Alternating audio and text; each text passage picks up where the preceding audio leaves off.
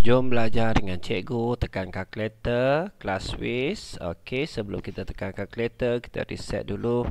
Shift 9 tekan 3 sama dengan, so kita tekan AC. So kita dah reset. Okey, nombor perdana. Yang manakah? Yang mana satukah nombor perdana? 50 ke 59? So bila kita tekan kalkulator, so tekan 50, kita tekan sama dengan, so kita tekan shift. Okey, shift, kita tekan koma kat sini. Okey, so bila ada nilai dekat sini, ada nombor lain yang boleh didarabkan. So dia bukan nombor perdana.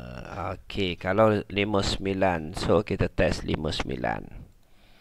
So tekan sama dengan, tekan shift, tekan koma. So kita dapat jawapan dia tetap 59. Bila tiada perubahan, dia ialah nombor perdana.